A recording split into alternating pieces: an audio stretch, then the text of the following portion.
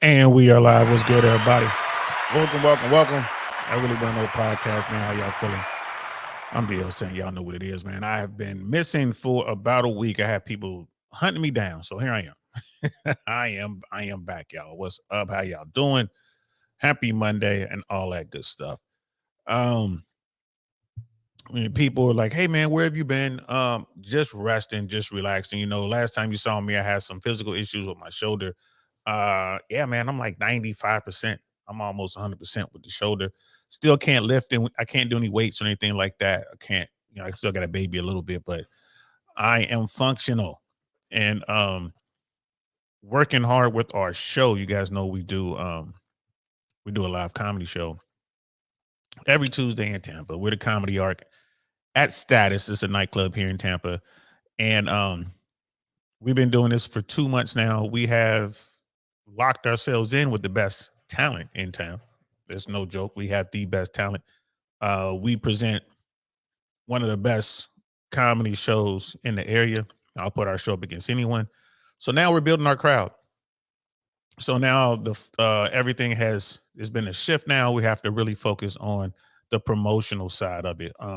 When I was in LA, it wasn't that difficult for me to bring a crowd. I was an air traffic controller, and I was also rocking with people who worked in the industry, in the Hollywood industry. So I would bring in my air traffic control friends, and then my partner. But then my people, Jill, she would bring in the Hollywood cool kids, and then I had another comic friend of mine who was a bartender, waiter, maitre d, and then he would bring in folks. So we had a rotation of crowds that we could bring in. So we never really had to worry about an audience. So we had basically three different groups we brought in, and then whatever event was hosting our shows, they would have a built-in crowd as well. We would, like foot traffic and stuff like that. So this is the first time I've really had to focus on um, building an audience from scratch in a place where I'm still fairly new. Like I'm still new to Tampa. I didn't grow up here. I don't have any roots here.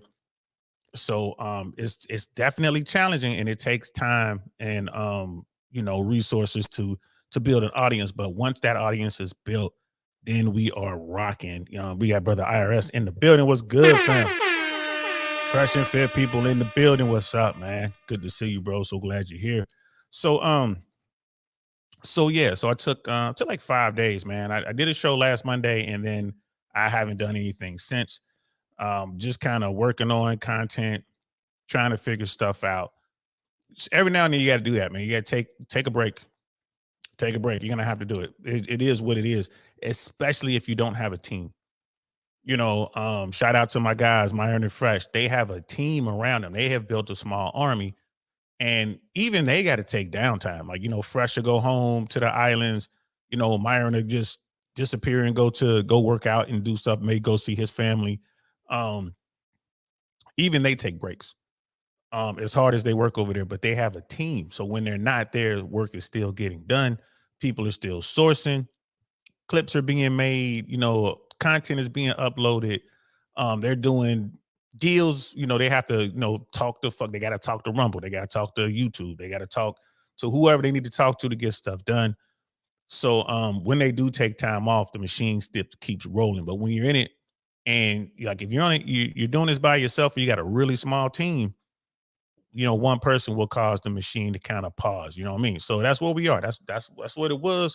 I'm back.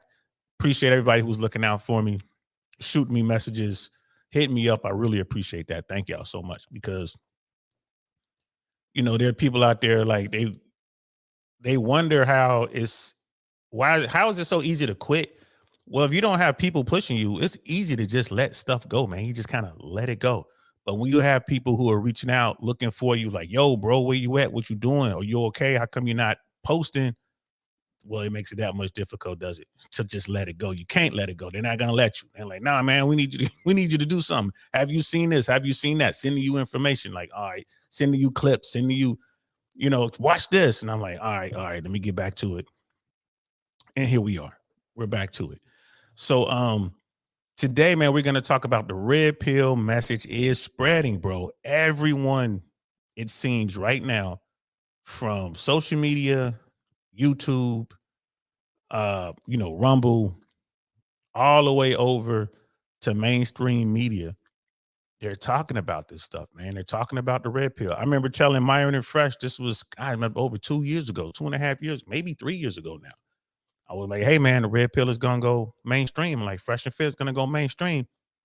And Myron was like, nope, that'll never happen. I'm like, bro, when it does, you're going to have to pop lock or something. He was like, all right, if it goes mainstream, I'll pop lock.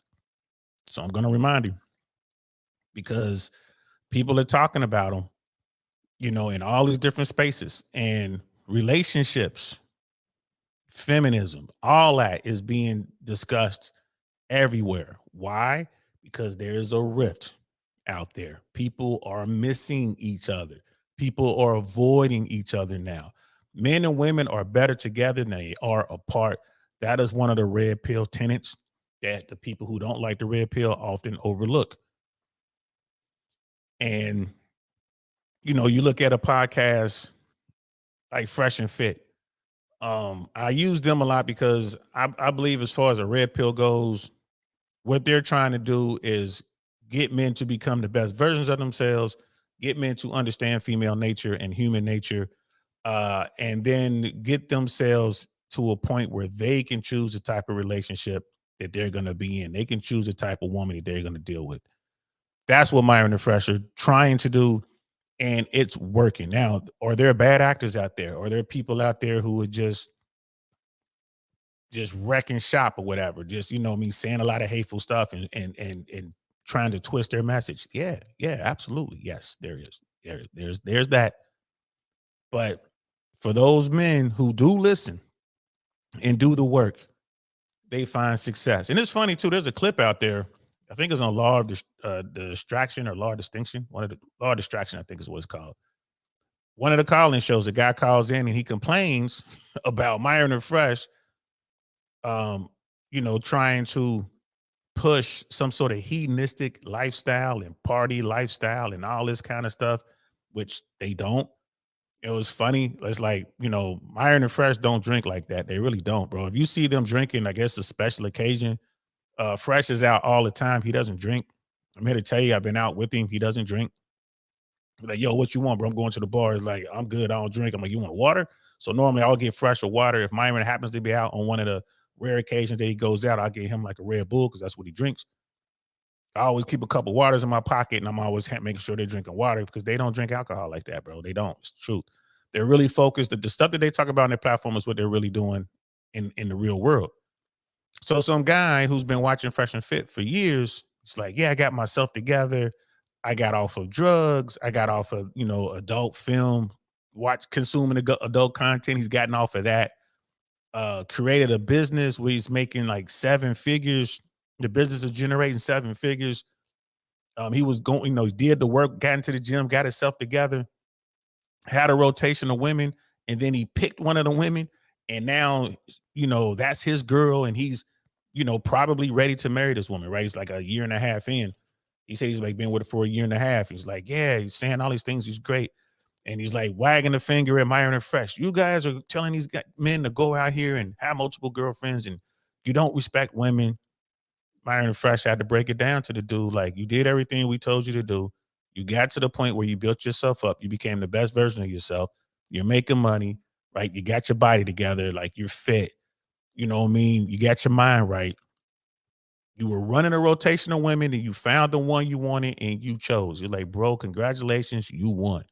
That's what we're trying to do over here. You are the prototype. That's it, bro. You completed the course successfully. Here's your gold star. And the guy was just sitting there like, what? The guy got there. He won.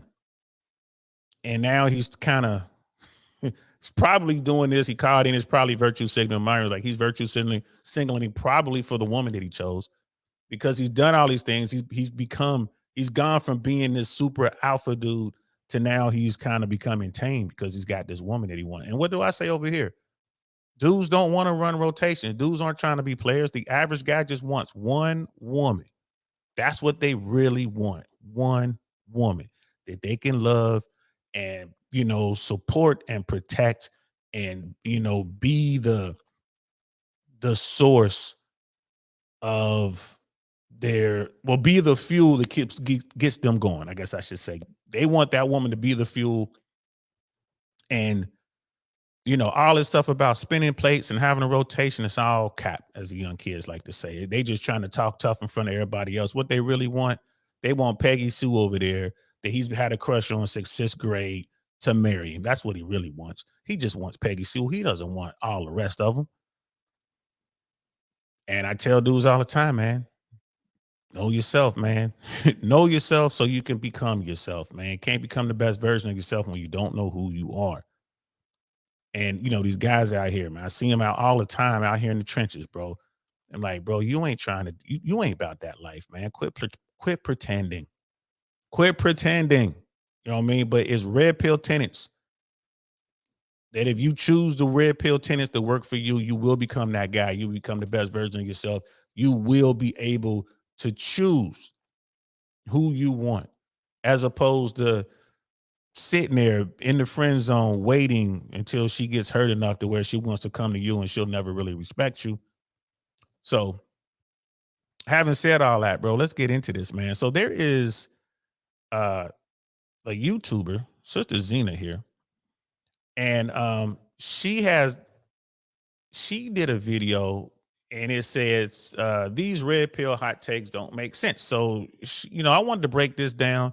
And then there's another video of the Wire people. They do the Wire backstage when you have all these trad cons talking about the red pill movement. And those guys were talking about uh Pearl Davis, just pearly things. And apparently Pearl is the face of the red pill. Right? Apparent to them, they were saying all this stuff like Pearl is the red pill, which is hilarious. And I get why a lot of guys, they kind of shake their head. But hey, man, it is what it is. She does the numbers or whatever. So yeah, we'll get to that here in a little bit. We're gonna start here with Sister Xina, uh, a very lovely young woman from the UK. I'm not sure where. I'm thinking she's in London. I could be wrong. I don't know. I've watched a lot of her content. A lot. I subscribe to her channel. She has some good topics. She talks about some good stuff. And she put this video out. I actually jumped into the comments and was like just sitting in, shooting comments back and forth. It was a lot of back and forth in that in her comments over this video. So I just kind of want to give my 2 cents. I think at some point she references just pearly things in the video, and apparently Pearl made a response to this video. Haven't seen it, haven't looked for it. I'm not gonna. It is what it is. Like I said, I've met Pearl. She's a sweet person, but when it comes to this whole manosphere stuff, the mano swamp and red pill stuff, I really don't. I really don't care to hear what Pearl has to say. Um, I'm not sure how much of this stuff she believes. She's just out here doing her thing, and she's making money and building up clout, and she's done a real good job of it. Even Myron and Fresh on this recent trip to London, they were in her studio, uh, working with Pearl. I guess Myron he's at a point now where I think he's tired of making war with people, and I think he's just kind of like, you know what, want to bury the hatchet, and just talk to different folks. And I admire him for that. You know what I mean? I like to hold grudges, right? I'll hold a grudge in a heartbeat. But Myron, looks like Myron and Fresh are trying to, um, you know, bury the hatchet and, extend the olive branch, uh, you know, and work with different folks. He even said that he was going to uh make peace with some other people. I was trying to figure out who he met. I'm just gonna have to hit him up now that they're back. I'll hit him up and see exactly what, what he's talking about. Or just sit back and wait. Even when I talk to him, when he tells me, I'm not gonna tell y'all. Like, just sit back and wait. Like, oh, I know, just wait. So but yeah, so that's what's going on. So let's check this video out. And yeah, old Uncle Santa give you his 2 cents on why these red pill hot takes don't make sense to Sister Xina here. Hello, my dears. Today we are going to be reacting to some red pill logic. Something weird is going on with the red pill at the moment. They seem to be losing members. They're losing characters. I find the red pill fascinating, to be entirely honest with you.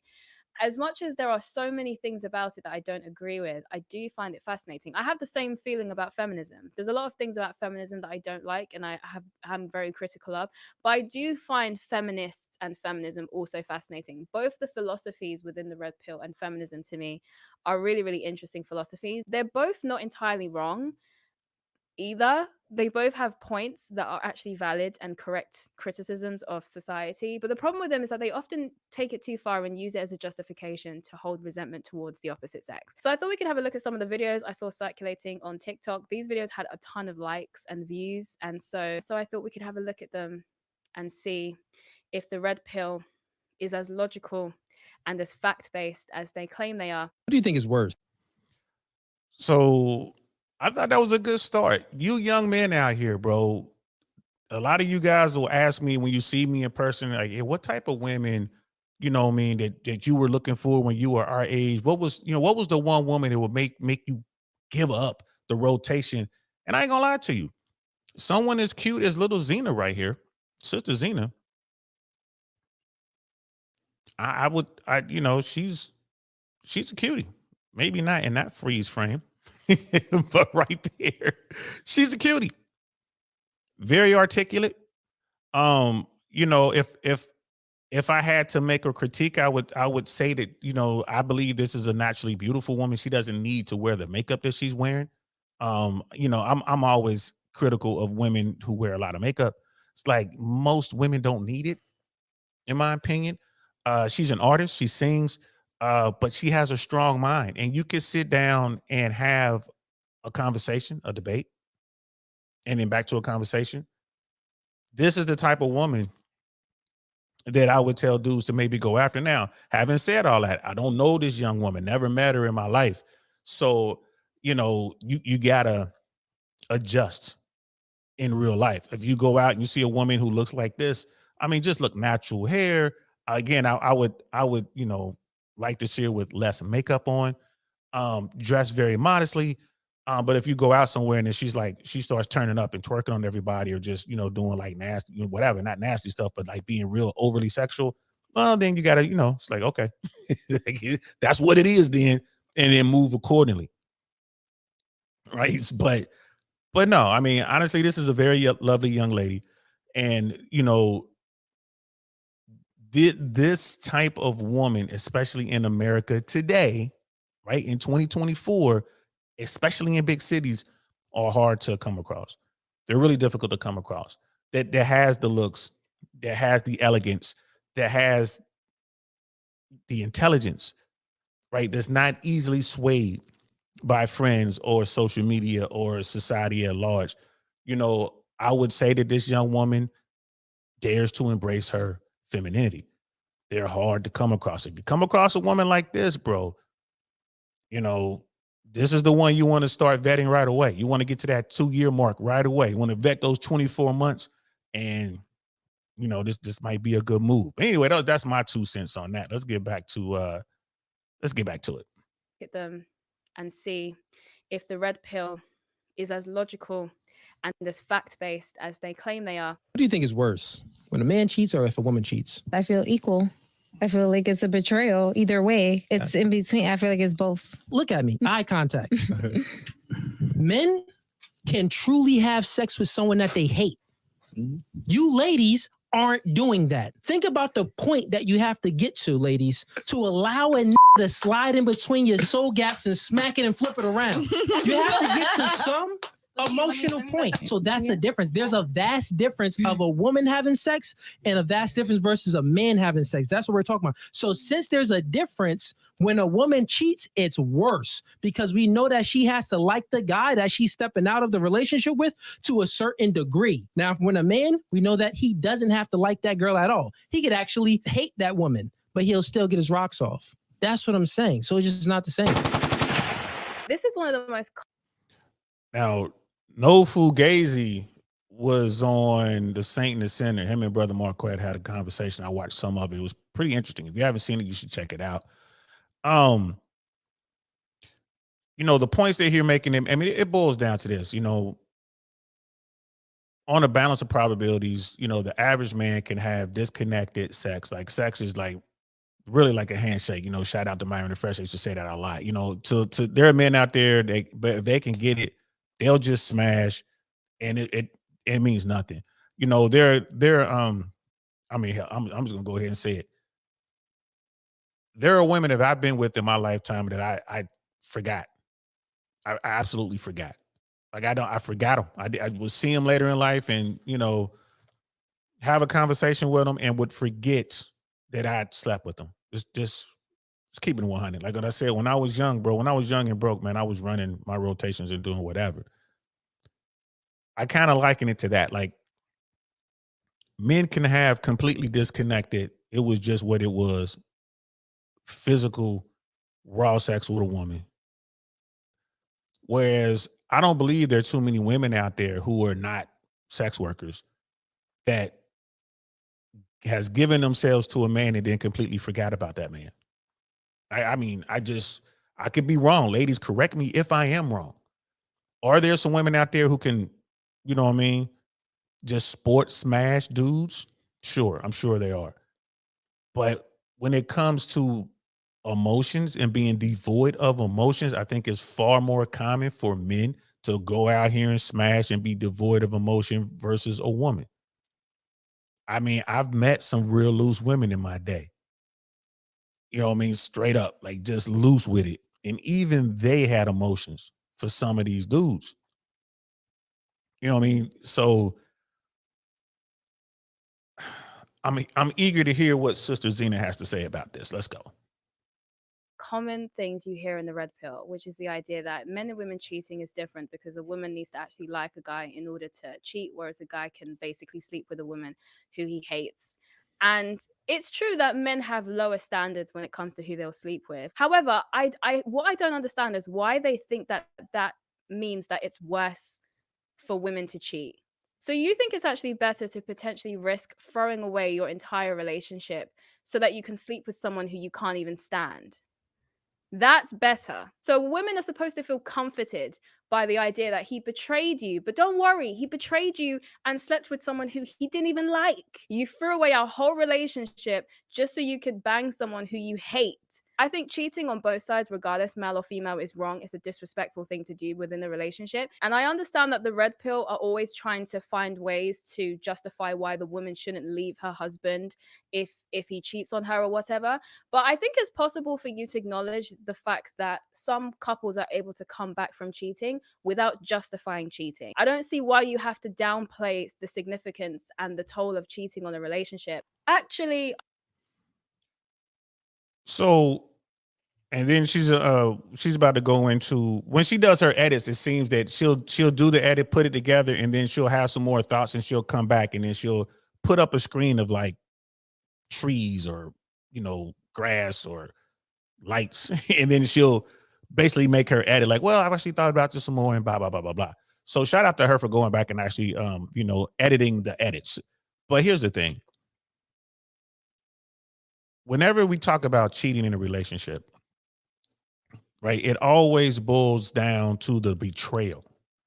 Now, here's the thing: if you really about that world as a man, and you are a top tier dude, either because you have finances or you're extremely handsome, charismatic, you're good with the women, whatever the case may be, and you tell the women that you deal with that you're not going to be faithful, then there is no betrayal. When you go out here and smash something, she can't say nothing because she's agreed to it. And this is the key, gentlemen, right? Most men can't really even get sexual access like that. So we'll put that out there. Most men are monogamous because they have to be. Now, for those guys who have figured the game out and they understand, like, well, I deal with women and they know that I'm messing around and, we have an understanding, great. That's not the betrayal.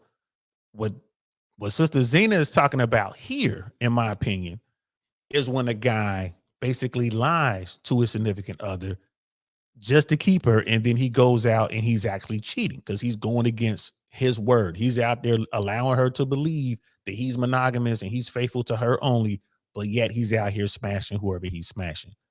That is wrong. That is wrong. That is a betrayal. There's no honor in that. And most men get down like that. That's how they do it. And here's another thing too that people don't like to talk about, right? Because this is something that, one of the red pill truths that people don't like to hear. If the guy is of high enough status, that woman will not leave him. And if the guy is wealthy enough, that woman will not leave him. Go look at the stats. Go look at the stats. Once you reach a certain financial threshold, their divorce rate drops way off. Why is that? So what she's talking about here, as far as the betrayal and the cheating and all that, like you're going to give up a whole relationship because you went out there and cheated. I get where she's coming from, but I put that on the guy. I really do. I put that on a dude. That's what he gets for lying to her. He should have told her the truth. You know what I mean? Don't be out here. I tell dudes all the time, like, bro, if don't tell a woman you loyal and all that and be lying to her, because when you get caught, and you will get caught, once you get caught, it's gonna be a serious problem. It's gonna be a serious problem. All this boils back to the divorce rate. There are dudes out there who do it right. They do it absolutely right, 100% right. They love, honor, and cherish their woman. They'll get married for 7 to 10 years over here in America, and then wake up one day to some divorce papers. She decided she's had enough and she wants out. That's just the way the game is played, and that's how the laws are interpreted over here. It is what it is. And that guy, he's like, damn, I could have been smashing all these other chicks, and I was out here foregoing all others and turning it down, and she left me. Well, that's on him as well, man. He chose the wrong chick. My daughter made me this, y'all. I don't know what it is. She started crocheting. And she's like, I'm like, what is that? She's like, I don't know. And I was like, well, just give it to me and I'll swing it around on the podcast. So this is my favorite thing. Maybe I'll just wrap it around my wrist or something. Maybe I'll do that. Maybe I'll have it modified and wrap it around my wrist. It is my favorite thing. Why? My daughter made it for me. I don't know what it is, but I love it more than anything I have. Is my most prized possession. This thing right here. I don't know what this is, but my daughter made it for me. She crocheted it. See that? Crochet. And she put a little color in there too. Tell you, man, when you get kids, man, when they make you something, it becomes the best thing ever. The best thing ever. I think I'm gonna wear it around my wrist. It's white though, so it's gonna get dirty. Anyway, back to the show.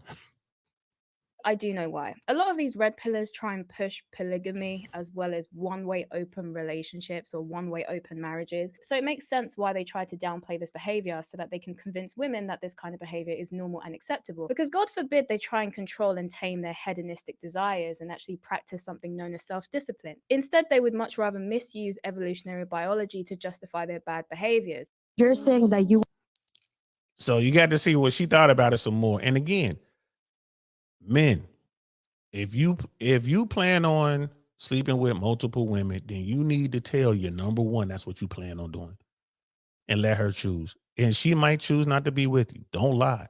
If those guys are gonna go out here and lie anyway, when it goes bad, you have only to look in the mirror to find a person at fault. It's your fault, bro.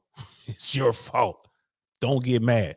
But what she was saying about guys just want to be able to do it's only a certain amount of dudes who are out there smashing like that in the first place. Women really want the best that they can get. I mean, it is what it is. You'll have women who wound up with whoever they wound up with, but they're looking towards the top, man, especially here in America, especially with social media and technology the way it is. They're going to continue to take their shots. And they know that their number one weapon, their number one asset is their sexuality. They can go out there and smash a dude, hoping that it'll be the best he's ever had. And then they'll ride off into the sunset happily ever after, only to find out that that's not so. So, I mean, Sister Xina, I hear you, but I think you should really sit down and give this a little bit more thought. It's not about, oh, they want to be polygamous. Like, they just want to smash something. They want their woman at home, and some of these guys want to go out here and smash something. And who are they smashing? Women who are gunning for them. Why are these women coming after this guy? Because they saw that he had a diamond on his arm. Right? They see that he's whatever he is, and she wants to take her shot. Right? I know people who were married and they kill it. They kill a game going out. Got a ring on their finger. They kill a game going out. There's women out there who only hunt for married men. But it is what it is.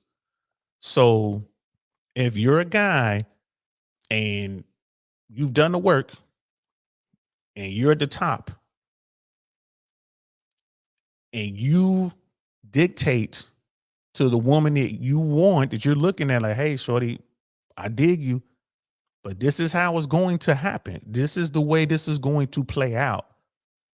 And if she's okay with that, fine. Y'all move forward. If she's not okay with that, fine. Move to number 2. Trust me, you're not going to get far down your roster before you find the one that's like, yes, I'm cool with that. So it is what it is. It is what it is. Brother Penny in the building. What's good, fam? Yes. Please like the video. Please subscribe, all that good stuff. I'm way behind on my shorts. I got a lot of videos I got to break down, start making some shorts and all that good stuff so we can get our numbers up. Sister Rosalind's in the building. What's good, sis?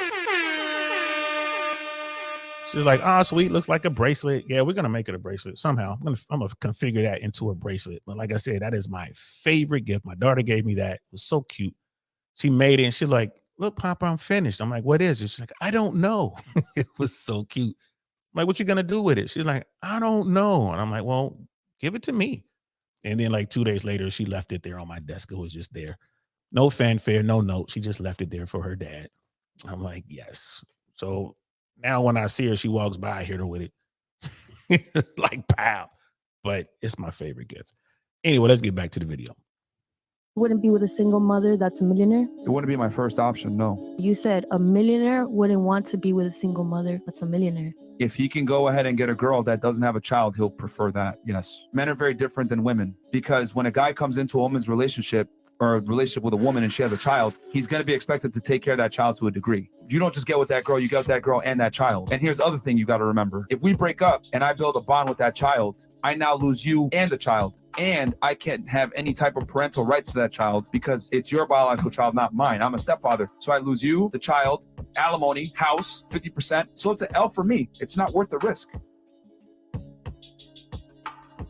When it comes to dating people with So she's about to talk about the kids thing. I just wanted to jump in there real quick, and again, shout out to Fresh and Fit. That was Myron. That was the early years of Fresh and Fit. Early years. And there are guys out there, before I became a father, I didn't take any women serious that had kids. I was just smashing. That's what I was doing. I was just smashing. I'm not trying to get into no relationship. I would go see women and sometimes they would bring the kid out like, oh, no, I turn around and leave. They would ask, hey, I'd say, hey, let's go. I don't know. Let's go to the movies. Because back then they used to have the theater was like $1. Go to the dollar theater. Yeah, I was cheap, y'all. I ain't have money like that. So I was like, I'll take you out. We're going to go to the dollar theater. And then she was, oh, can I bring my son or daughter? Nope. I'll move on to the next one. I wasn't trying to do that for the reasons that Myron stated there. I know I'm just smashing this woman. You don't want to start a relationship with a little human. That little kid might get attached to you. It's kids that don't have a male influence in their family. And here you are. And there's a lot of dudes that they jump in there and they get attached to the kid. They get attached to the kid and then they want to stay with that woman because of the kid. And it's just, boy, those things are so dangerous, man. That is just a very, very, very tricky situation. So before I became a father, I was smashing women, but I married single moms, but I wasn't trying to, no relationships. And they were asked too. So what are we doing? Like, we just having fun. I mean, can't we maybe take it to the next level? Nope. And that'll be it. I won't see her again because I got, had a rotation. Like, I'm done. I'm not doing that. After I became a father, things changed. But I'm very picky as to who comes around my daughter. I'm not just going to bring any old body around my daughter. That's like one of the last things I do. Like, you get to meet my daughter, and then you know how I feel about you. I'm really trying to do something. So, like, even now, it's like I'm not even trying to see anybody. Not until my daughter finishes high school. And then I can go back to that world of, if I choose to, if I want to go out and find somebody, then I can go back and find that. But if you're a multimillionaire, you don't have any kids, I don't understand why they would be with a woman who has children. I mean, it just doesn't make any sense. Even if she's a millionaire as well, like I don't, and I think Myron was very articulate with that statement there. It was like, you build a relationship with this kid and then it doesn't work out. Not only do you lose a relationship with the woman, but you lose a relationship to the child and you have no legal grounds to even go and continue a relationship with that child, right? In fact, it could be bad for you if you try to pursue it, right? There's that, or the other side of that. If you've been around that child for so many years, you might wind up paying support for that child because the court will rule that you're the only father the child has ever known. Therefore, even though you weren't married and all that, you still are financially responsible for this child. So now you got to pay child support. At least in that case, you will have legal access to the child. If you're making you pay child support, then okay, you can get parenting time and all that. But you see how crazy that can be. Like that's such a, slippery slope. You know what I mean? I just say a slippery slope. GMC Hammer in the building. What's good, Night? Like, what's good? Unc Love catching the strings. Appreciate you, man. Where are you, bro? Where are you, man? You like Carmen, San Diego, bro. I don't know where you are. Wherever you are, I hope you are safe, man. Brother Pitney. You can use it to hold pencils, LOL. Yeah, I could shove pencils in there and hold pencils. I'm gonna use it. I'm gonna wrap it around my wrist, see if that works. And she's still like she's taught herself how to crochet. She's back there watching crocheting YouTube channels and stuff like that, man. It's like the cutest thing. She has a little sister. So I'm going to tell her like, well, maybe you should make some little socks or something for your little sister. And maybe she'll do that. Maybe make a little onesie or something like that. Be kind of funny. You know what I mean? It's like you can tell it was early by the haircut. Yeah, talking about Myron. Yeah, you sure can. You sure can. The world class is in the building. What's good, fam? Brother Noble in the house, man. Good to see you, man. How you feeling, bro? Hope all is well. She is fine, bro. Like Sister Xina, she's over in UK, bro. I want to say London, but I could be wrong. I don't know, maybe I'm like, she has a lot of followers, man. Maybe, maybe one of her people to see this video and bring it to her attention. She has a really good YouTube channel. I mean, she really has some good conversations over there. I will definitely link this video in the description below.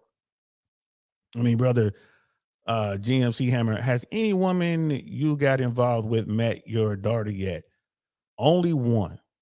Going back, God, 7 years ago, only one. And yeah, needless to say, it won't happen again. I'm just one of those. That's one of those dudes. I'm just one of those dudes. It's like, oh Lord, she's sisterhood. Brother Noble Wildin'. Brother Pitney. He said, I saw that Fresh and Fit episode live. The girl name is Sova Savage. She was distraught when the reality of dating as a single mother finally hit her. Yeah, you could see that in the clip. And I don't know if I saw that one live or not. I probably did. That's when I was watching all episodes back then. That had to be 2.5 years ago. I don't know. I might have to go on their Rumble and find that one and go back and watch it. But yeah, it hit. I mean, most women, like, it's what more than likely happened with this young woman that was on, walked off the set that day. Of course, she was dealing with a guy and she was trying to figure out why, he was just smashing, why he wouldn't commit this and that. And all Myron did was connect all the dots, and he did it in a very, very methodical way. And it was very matter of fact. It wasn't like Myron doesn't know what's going on in her life. He's not trying to make this woman feel bad or anything like that. He's just like, no, this is how it is. And it just resonated with her. And it probably just clicked. And then her emotions took over. She was like, damn, this guy ain't going to do nothing. I'm never going to be able to get this dude. This is the best I can do. And then here come the tears. Brother GMC Hammer's like, South Carolina at the moment. I've been in like 3 different states today. Yeah, bro. Yeah, keep the pedal to the metal, man. You know how it is, man. I'm going to have to get, next time I see you, man, I'm going to get that movie Convoy so you can watch Convoy, or maybe Smokey and the Bandit. I doubt if you've seen either one of those, bro, but those old school.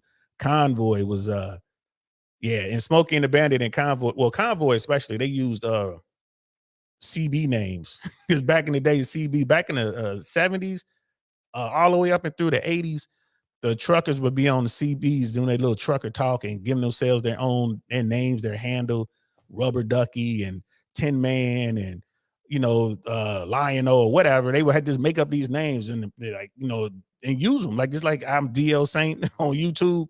If this was the CB world, I'd be DL Saint. This is DL Saint coming. This is DL Saint with you. Got your ears on out there, GMC Hammer. Come on. That kind of talk, bro. Stupid as hell, but that's how they used to talk, bro.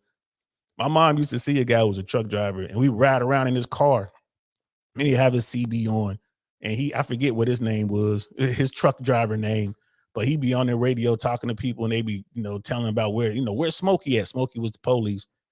Y'all be careful, I-75 South, just leaving point, whatever. Smokey out there with that trap. You know what I mean? It's man, I'm gonna watch Convoy again. I ain't watched Convoy since the 80s, bro. So funny. You know what I mean? I am the single ones in the building. What's good, sis? Did somebody say sisterhood? Yeah. Brother Noble did. You know what I'm saying? And like, look at and Brother GMC him like, haven't seen Convoy, but I've seen Smokey. Gotta love Burt Reynolds. Yeah, Smokey and the Bandit. The first one was the best, man. Smokey and the Bandit.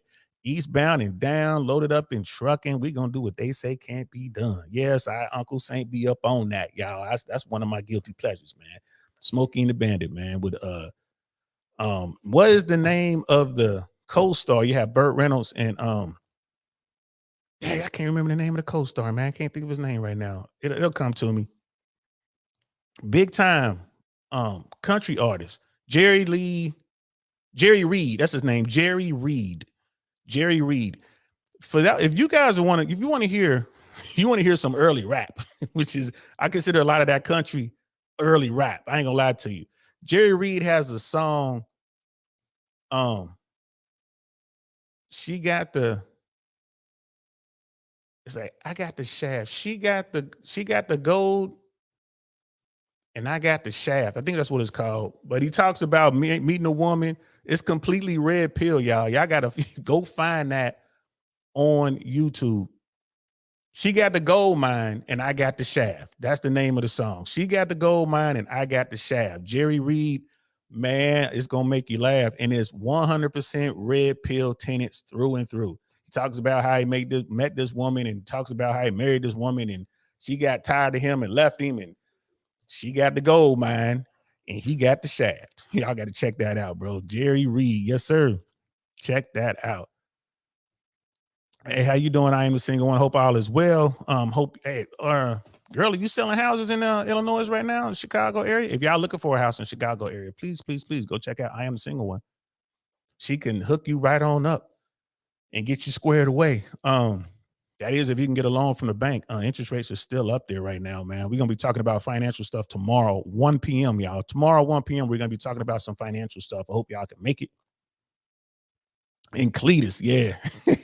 Cletus. So anyway, I got off track, man. Let me get back on track here.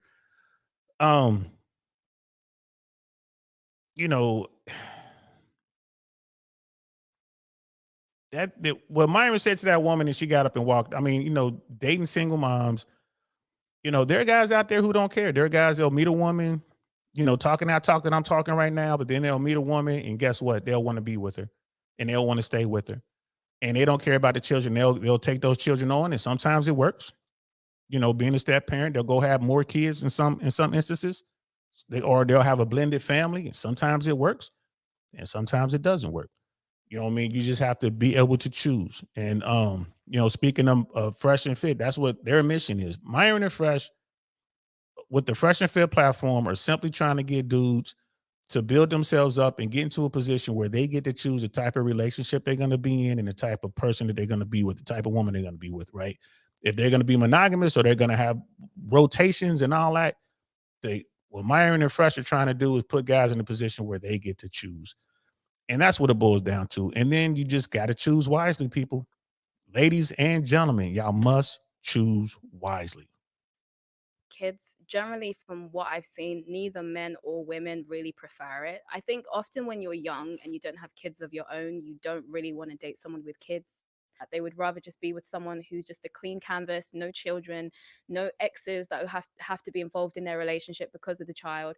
So I don't think it's really a gendered thing. Although I will add that I do agree that it does tend to affect single mothers more often. Mothers tend to be the primary caregivers. And so naturally, if the child spends more time with you, it's going to have a bigger impact on your dating life compared to if you only saw that child on weekends. That being said, on average, neither men or women are super keen to date parents, but that doesn't mean that there aren't people who are willing to date parents, because there definitely are people who are open to being step parents. So you definitely can still find love. It's just that your dating pool will be a bit smaller. Do women create? I mean, yeah, but here's the thing, and again, this is something that she's not addressing. When single moms who are very attractive go after top tier men, the top tier men will more than likely smash them. They have no problems smashing them, putting them into the rotation, having a good time. They're not going to be around the kids. Although some dudes will do that. Some dudes will be around the kids. Just, I don't know, that's what they want to do. But I think it's very difficult for single moms, especially. You're going after these top tier guys, you're definitely at a disadvantage. That guy is definitely going to smash. And the woman is thinking like, oh, this is it. He's going to come and, you know, sweep us off our feet and be involved and bring us into his world. Probably not. Because everything she said earlier is true. The younger dudes and the guys who don't have kids and the guys who have made it, they're not really trying to have an instant family like that. They're not trying to do that. They rather have their own children. So it's tough. I think it's really tough for those women. I feel bad for a lot of them. I ain't gonna lie to you. I don't feel bad for them. I'm kind of indifferent about it. You know what I mean? I don't feel bad for those women in that situation, just like I don't feel bad about the fat dudes who can't get any play. That's just the game, man. That's just how the game is. That's how the game is played. However, those women who are single moms and they look good, or even if they don't look good, there are a legion of men out there willing to take them on and their kids. There are tons of guys out there. The only problem is these aren't the most sought after guys. Women wound up choosing these dudes after they plinko their way down. They couldn't get what they wanted and they bounce all the way down and then they wound up with this guy. And I mean, it is what it is. A culture of podcasting and memes ridiculing men who are under 6 feet tall. Yes. Do I tell a 5'10" guy is low value? Yes. In retaliation. Call her daddy. I don't want that. Call her daddy. The biggest podcast in the world. $50 million. I'm just saying I have yet to see a blue pill podcast. No, it's not blue pill podcast because no. There's all these things. What do you call a guy who's 5'11"? A friend? You haven't seen this meme? Watch anything by Ben Shapiro and Matt Walsh. Absolutely. You'll see a blue pill podcast. They crucify men. And they actually show, when you look at dating apps, they show Tinder, Bumble, and Hinge. They show a distribution of what women find attractive. And 6'3" is actually the prime number. Once you get above 6'3", 6'6", it actually starts to drop. At 6 feet tall, you're still really high. It goes 6 feet, and at 5'11", it plummets. I think it's fascinating and really interesting. It does plummet. That's Michael Sertain, and then that was Rollo Tomasi, the male voice you heard in the background. And that was on their Whatever podcast. They talk about this all the time. And I mean, it is what it is. Just the game, bro. Don't hate the players, hate the game. And we all in the game, so you got to master said game. It is what it is. Can you find what you're looking for? Yes, if you're looking within reason, right? If you're out there and you're hunting within your realm, I think you'll be okay. Is when you go outside of that. Is when you go outside of that thinking I'm gonna lock this down over here. That's when you're gonna have some severe difficulties. I am the single one. She's like, I definitely feel bad for single mothers in general, but most especially those who are out here dating in today's world and hoping for forever partnerships. Yes. I mean, if you're gonna feel bad for single moms, you got to feel bad for the short dudes, the fat dudes, the awkward dudes. I mean, it's just the game is set the way the game is set. I don't necessarily feel bad for single moms, especially if they're attractive, because they're gonna be able to get a guy. They just, generally speaking, can't get the guy that they want, but they can get a guy. So it's not as if they're gonna lose, as opposed to that 18-year-old, 18 to 29-year-old dude who never had sex before. Women find him completely invisible. The best he could do, the best he could hope for is being in the friend zone of some woman who is less attractive than he is, just keeping it 100. Like a guy, he might be more physically attracted to that woman, but the game is set up the way the game is. So if you want to feel bad for someone, feel bad for those dudes.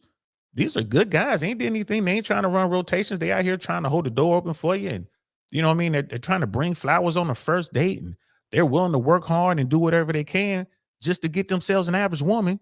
Let's just keep it 100. He's got to go jump through a million hoops just to get seen by an average woman. Whereas that single mom, come on now, she's seen by everybody, including the top tier dudes. And if she got it together for her body right, man, she gonna smash. Look at someone like Sierra, just had a baby, right? She just had another baby. She's still fine as all get out, right? When she gets ready to leave Russell Wilson, I'm sorry, I said Simmons. When she leaves Russell Wilson, there'll be another dude waiting to holler at her, another dude with means, because she's still fine, right? So it is what it is. I don't feel bad for him. It's just the game. That's how the game goes. Interesting to look at these dating apps and to assess the behaviors taking place on these apps. While what he's saying may not be false, I do think there's a problem with generalizing dating app data on May not be false. Come on, Sister Xina, you know it's true. to the general population, because the way that people behave on dating apps is very different to how they behave in real life. So I've only ever heard really tall women or really short women specify that they want a guy who's 6 foot this or 6 foot that or whatever. But your average height woman, I've only ever heard them say they just want a guy who's taller than them. As long as they're taller than them, they don't really care. There's like a fixation on this 6 foot number. And I think it comes not just taller, but their height or taller while they're wearing heels. I think she needs to put that in there, because that's what I hear over here in America. Maybe it's not the same in UK, but over here in America, they're like, I want a guy that's taller than me while I'm in heels. comes from dating apps, because on dating apps people put like their heights and stuff like that, so they're able to see, oh, the profiles that had this height are the ones that are most popular, and so they generalize this idea that every woman wants a 6'3" guy, and that's just not true. At 6 feet tall, you're still really high. It goes 6 feet, and at 5'11", it plummets. This doesn't happen in Europe because they use the metric system. In the United States, at 5'11", it plummets. Yes, men do get ridiculed for being short. Yes, they do. That's not being ridiculed. Yeah, They're not being chosen selectively, and they're being made fun of for being short. I hear women all the time. I listen to women talk all the time, and one of the main complaints is he's a great guy, but he's too short. So women That's not ridicule. Yeah, no. That's literally in that instance preference. No, The listen. original point you made was about a double standard. And the thing is, let's bring up one more part about this double standard.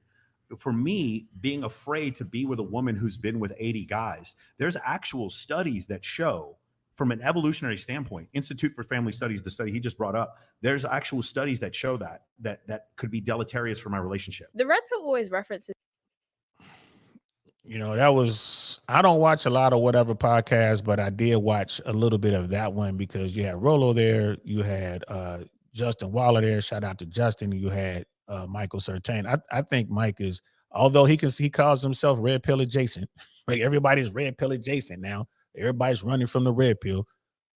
You know, he uses the Evo psychology a lot. He leans heavily on that. He leans heavily on those studies. And I get it. I look at the studies, I accept the studies, and I'm like, all right, I'll take that in consideration. You know, but I'm still a dude that I can be blissfully ignorant, and it's cool. Just don't let me find out.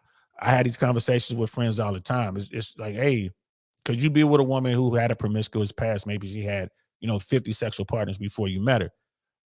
Yes, I can be with her until I realize she's had 50 partners, right? So, and it won't take long to realize that. Now, generally speaking, if I'm new to a town and she's new to a town, it's really hard to figure out, who she knows, what she's been doing. Like, if I'm in LA or New York or Atlanta and I meet a woman and we go out, and every place we go, she knows people. I mean, she knows the maitre d'. We go to a lounge, she knows the bouncers. We go bowling at Lucky Strikes, or one of them high-end places where you can drink and bowl, and she knows the bartenders. I'm like, yo, she's out a lot. She's out a lot. And if I have a lot of people in that town, it's just a matter of time before one of my homeboys would be like, yeah, we know shorty. And if she done smash one of my dudes, I can't take her serious. I can't. Or if it gets back to me through a trusted source, they're like, yeah, bro, she's got a real high body count, man. She's been out here doing her thing. She's a nice girl, but she's been doing her thing, bro. you know what I mean, 3 ways, the whole 9, then all right, then maybe I'm gonna take that in consideration. But if I don't know these things, and I can't figure it out through my vetting process, it doesn't come up, and I'm blissfully ignorant, bro. I roll with it. You know what I mean? I'll roll with it. But I had this conversation all the time with some of my closest friends. I'm like, we good until I find out. If I find out, it's a wrap. Like, it's a wrap if I find out. And then they start going into the weeds. It's like, well, what if you guys been together for 20 years and then you find out 20 years down the road that she smashed all the dudes in the engineering unit when we was at Bragg and that. I'm like, well, it's too late. We're already together this long. It's too late. She's added value and she's done. She's played the role. It is what it is. Right? There's an exception to every rule. And I guess there she is. She's the exception.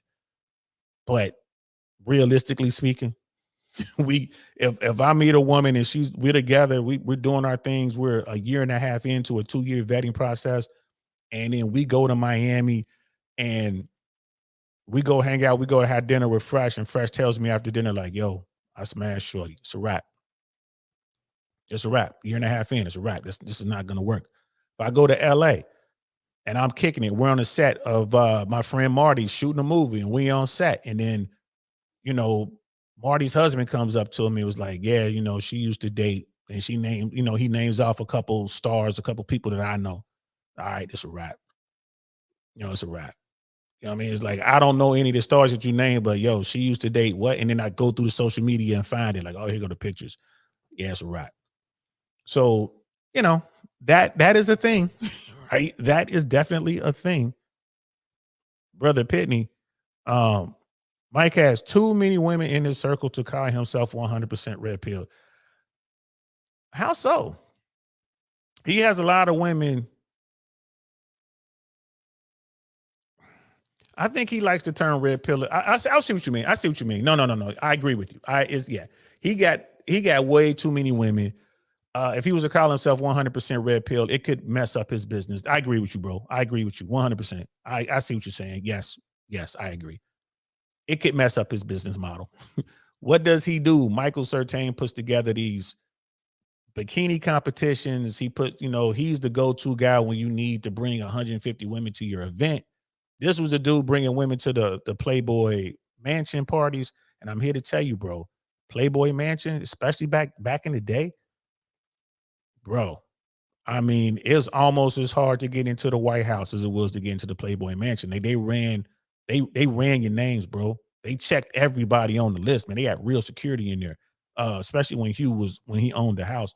So if you're a guy and you're trusted to bring women in there into that world, yeah, that's big money. So you're right. He can't be 100% red pill and mess his business up. You're absolutely right. Let's continue.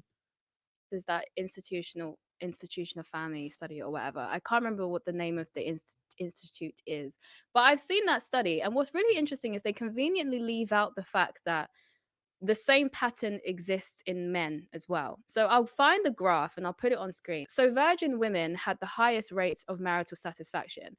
But what the red pill seems to conveniently leave out is that virgin men also had the highest rates of marital satisfaction. The red pill has kind of been known for having a bit of a And I get what she's saying. However, you have to look at the divorce rate.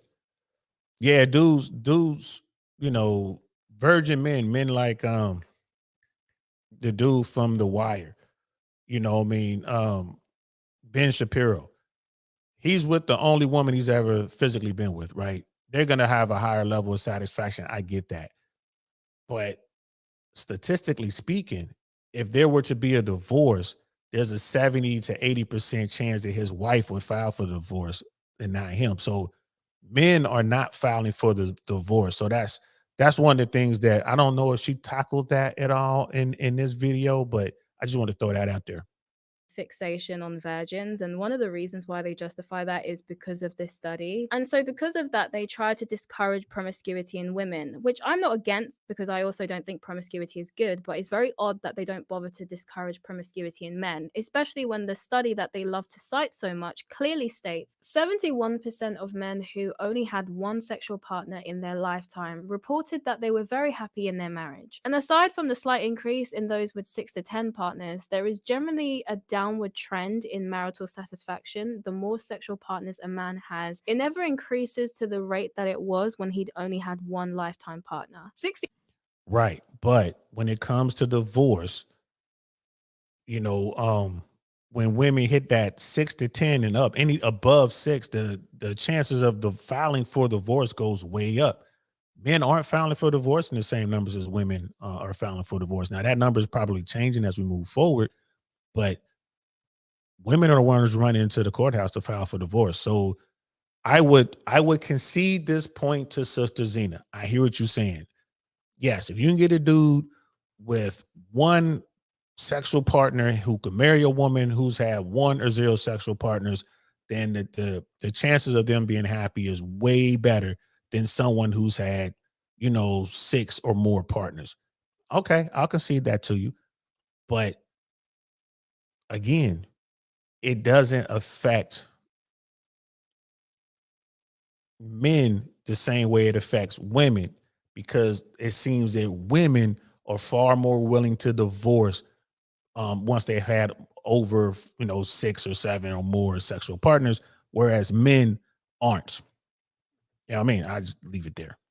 64% of women who had only one sexual partner in their lifetime reported that they were very happy in their marriage. This dropped to 60% if they had 2. And similar to the men, the rate of satisfaction as the women had more sexual partners never reaches the same rate that it was when they only had one sexual partner. But overall, I do think that this survey is often misrepresented in the red pill. It quite clearly states that both virgin men and virgin women have the highest rate of marital satisfaction, and both of them experience a decline when they've had 2 partners or more. But I guess it goes back to what I was saying earlier, how they sometimes misrepresent information in order to justify poor male behavior, while simultaneously holding women to a higher standard that they themselves don't think they should be held to. I don't know about that last part right there, Sister Xina. Come on now. And here's the thing. There are more male virgins than female virgins out there. There are more men especially between the ages of 18 and 29. It's like I think it was 1 in 3. It might be higher now, right? It's like 33. Well, no, it was more like 60%. I think it was 60%. Somebody do me a favor if y'all got that. If y'all got that stat handy, someone drop it in the chat. But it's a lot of dudes, right? No, it was 30. It was 33.3%. I got a slight headache, y'all. So it's I'm trying to get this information out this big old head of mine. The study I'm thinking about had it at 33.3% of men between the ages of 18 and 29 were virgins or had only one sexual partner in the past year. So this whole thing, this phenomenon of lonely, sexless men, it's the women aren't experiencing the same thing. They're just not. Women are having the intimacy and having sex at the numbers they've always had, and men are more and more getting less and less intimacy and sex from women. So what does that mean? Who are these young girls smashing? Older men. That's who they're smashing. It is what it is. You to choose a man who's under 6 feet tall, some of the best fighters on the planet are under 6 feet tall. Some of the baddest Marines and Navy SEALs on earth are under 6 feet tall. Probably Audie Murphy, little Army guy, way under 6 feet tall. Congressional Medal of Honor winner in Europe. Most of them. And so the point is, where you're provisioning, the reason why women prefer tall men is for protection. The protection paradigm doesn't fit anymore in 2023 because a guy who's 5'6" can buy a Glock. It's a different world now. So what we have to believe as far as our prejudice against a woman with a high body count still is effective. It's still an effective protection for us in 2023, but women choosing taller men is actually irrational. It's actually irrational. Jeff Bezos, it's actually irrational for you to do that. Do you understand what I'm saying? That's the reason why for our preference, both of these preferences are based in evolution, but our preference actually still makes sense. Whereas the preference for tall men actually, and I'm saying this as a guy who's 6'2", the preference for tall men actually doesn't make sense anymore. It doesn't. So based on this man's logic, in the modern day, it's completely irrational for a woman to still have a preference for a guy who's taller than her or bigger than her for protection reasons, because in the US, they have guns, etc. to protect themselves. Well, based on his logic, then it's also completely irrational in the modern day for men to have a fear of dating promiscuous women, because they argue that from an evolutionary standpoint, men prefer non-promiscuous women because it helped them to ensure paternity. Well, now we have paternity tests.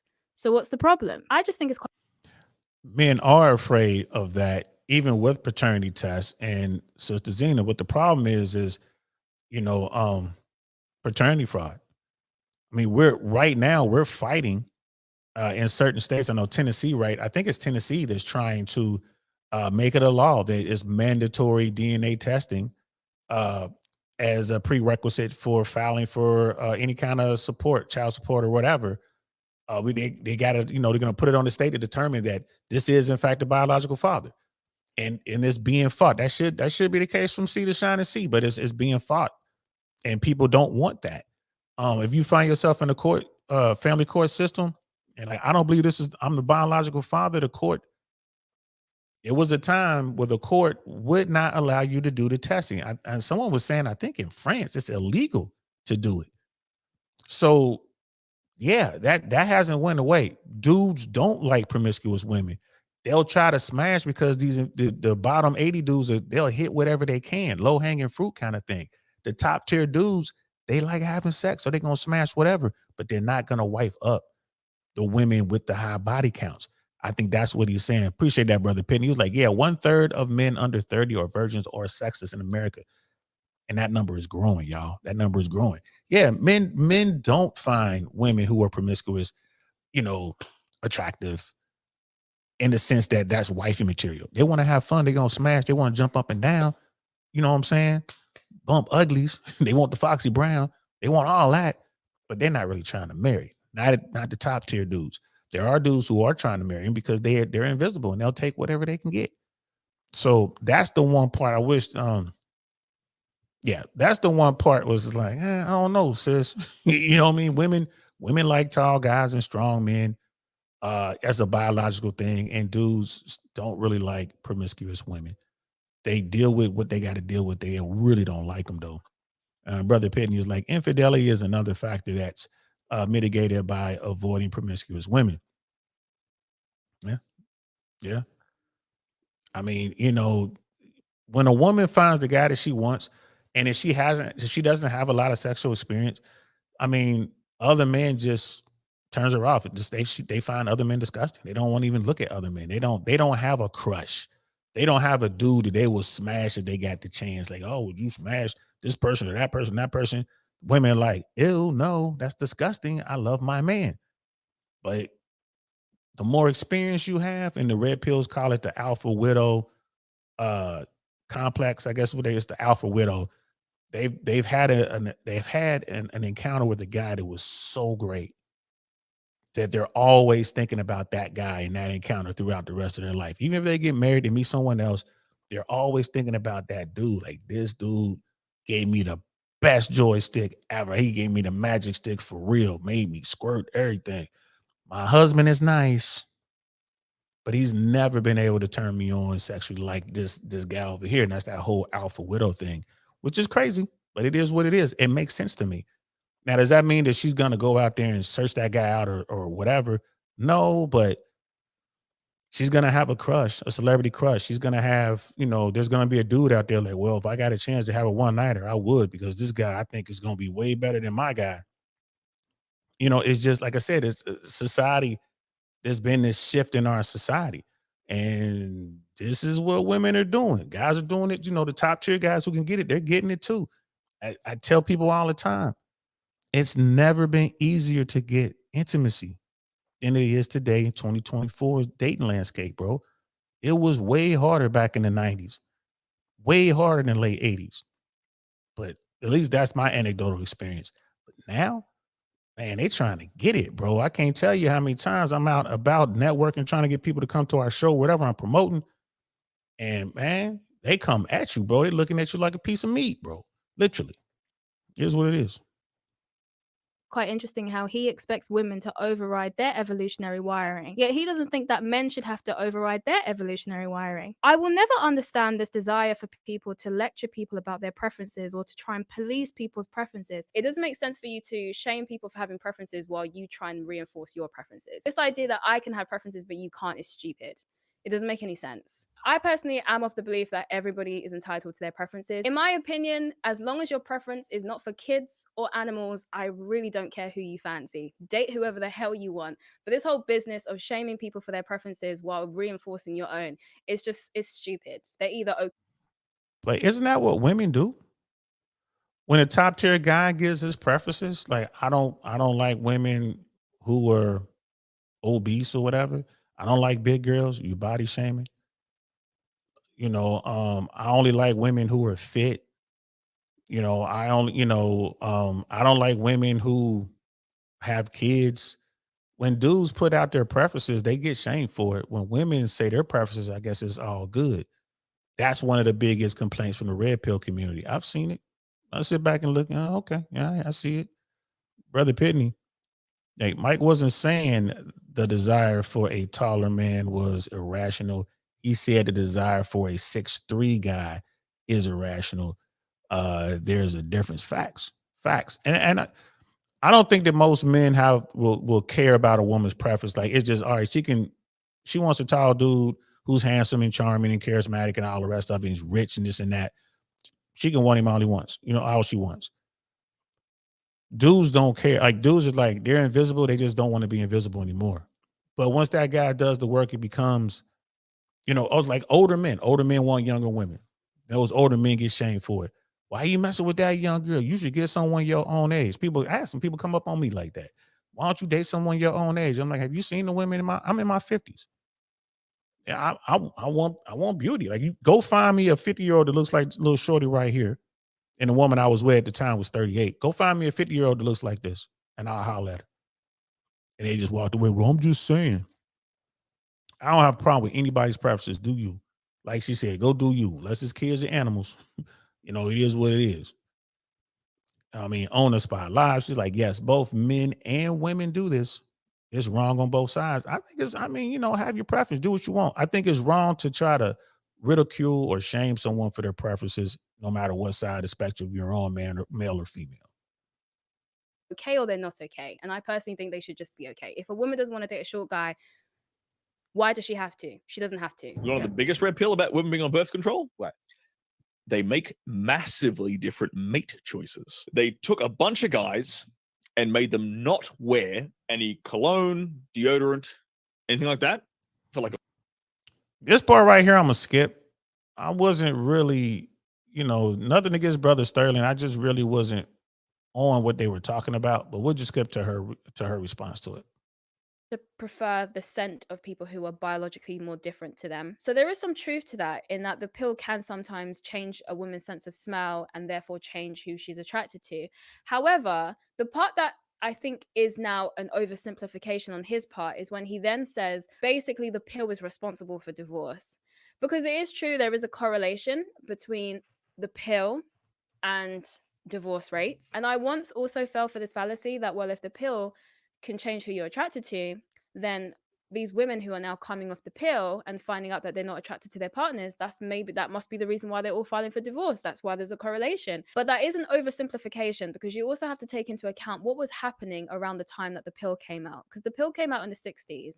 There were also a lot of other things that were happening around the same time. So the feminist movement also took off in the 60s. The Divorce Reform Act.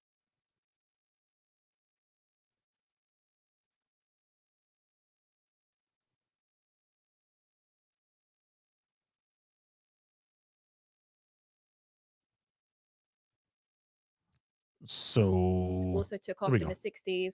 So there's a lot of reasons as to why divorce rates would have started to increase as the pill came out, because all of these other things were also happening around the same time. So how much of this was necessarily caused by women coming off of the pill and discovering that they're not attracted to their partners, and how much of it is more influenced by the fact that the laws around divorce had changed and also feminist sentiments were becoming more mainstream? Is it possible that there are other things that happened after the baby came into the picture that maybe made her divorce him? It's not uncommon for couples to experience difficulties in their relationship relationship after a baby comes into the picture, even if they had a great relationship before. And there have been many articles written about this topic, such as this one from marriage.com. There are many different factors that can contribute to a couple choosing to part ways after a child comes into the picture, from poor communication to financial stress, sleep deprivation, unmet expectations, different parenting styles, postnatal depression, and so many more. While I do agree that we should definitely talk a lot more about how medications can affect partner preferences, I do think it's an oversimplification to blame the pill for failed marriages when there are so many factors at play. Funnily enough, I will be discussing the pill more in an upcoming video, so stay tuned for that.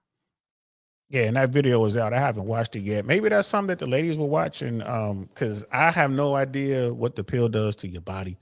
Don't have to take it, but when it comes to divorce, it is way too easy, in my opinion, to get divorced. I mean, I'm sure there are all kind of causal factors, but at the end of the day, no fault divorce is the reason people get divorced. They can. Simple as that. And in a lot of cases, the person who has less, and now, historically speaking, that's been women. The people who have financially less were the ones who would benefit from the divorce. You're gonna get the house, you get the kids, you're gonna get alimony, you're gonna get child support, and all the rest of it. Simply because you can get divorced. Like, I'm sick of this. What do you mean I can't go to Hawaii with my girlfriends? I want a divorce. That's what it boils down to. All the other stuff, man, maybe that comes into play as well. Really didn't want a kid. I had the kid for you. This is too much for me. I don't like it. I'm leaving. I want a divorce. I mean, it is what it is. Honest by loud, like, I'm the single one. She's saying it's awful. Almost all birth control methods affect a woman negatively. Oh, that's terrible. It's terrible. They should come up with male birth control. We'll deal with it. We'll deal with it. Come up with a way to keep the babies from coming out. I know that India. I don't know if it's on the market yet, but this was, God, man, maybe like 8 to 10 years ago. India had developed a procedure where they would, instead of using lasers or scalpels to actually cut, to cut guys, like when to get a vasectomy, they had one where they would inject and they would basically clog the I guess the plumbing, the male plumbing, so to speak. When it came to that, they would clog it, and this blockage would last for 7 years. After 7 years, the blockage would, dissipate or whatever, and then you could get another one if you chose to. This was supposed to be like, the first viable real male birth control. I need to follow up on that. I know I do a joke about it on stage. I've been doing this joke. Man, probably 6 or 7 years now. So yeah. If that were a case, I would have done that as opposed to being snippety snip snip. But either way, it's like, you got to stop these babies from coming out. It is what it is. Oh, there it is, the gel. Vaso gel? Is that what I'm talking about, bro? Is that they actually, it's a medical procedure when they actually insert, this blockage, and then that's it. It's good for 7 years. And then after 7 years, you have to get another one. I ain't gonna lie to you, bro. If they can perfect that, then that'll that'll answer a lot. You know what I mean? That'll handle a whole lot.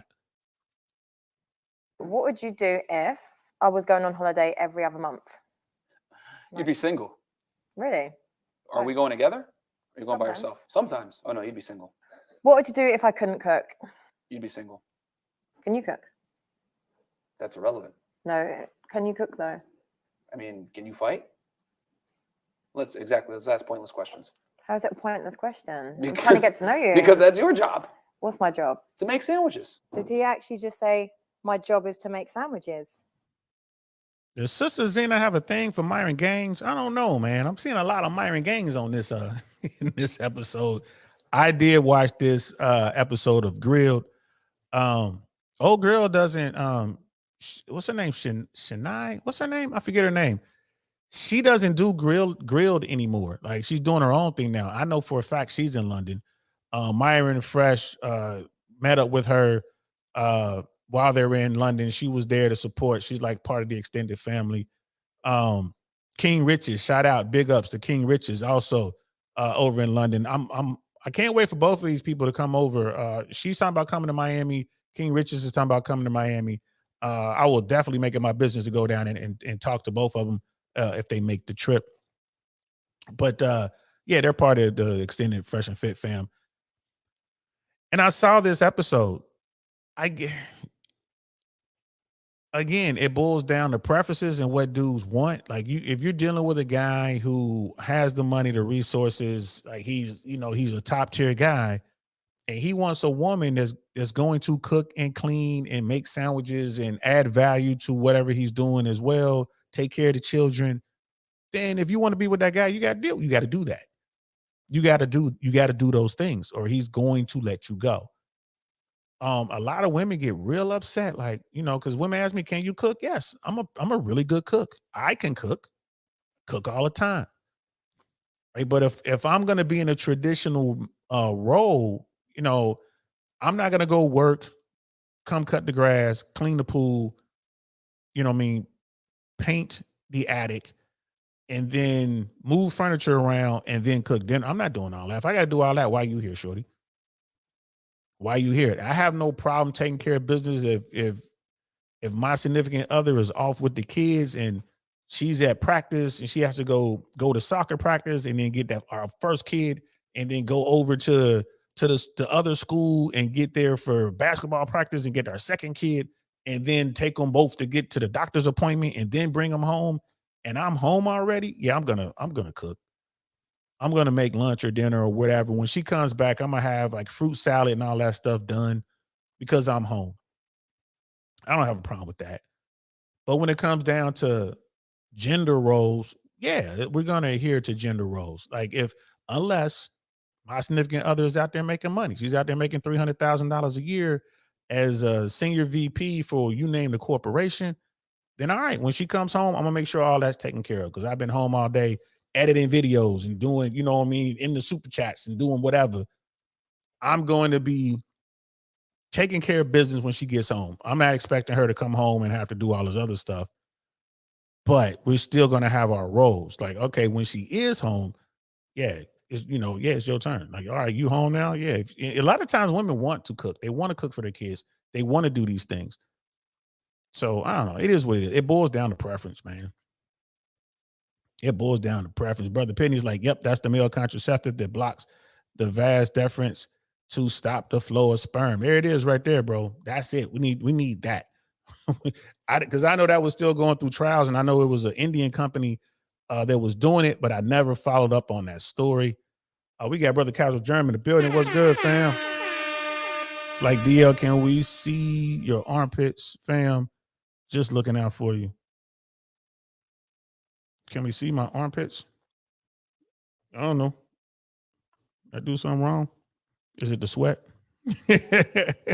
I'm good, bro. I can move around. I can move around, bro. And welcome. Thanks for coming through. Appreciate you. So let's get back to it.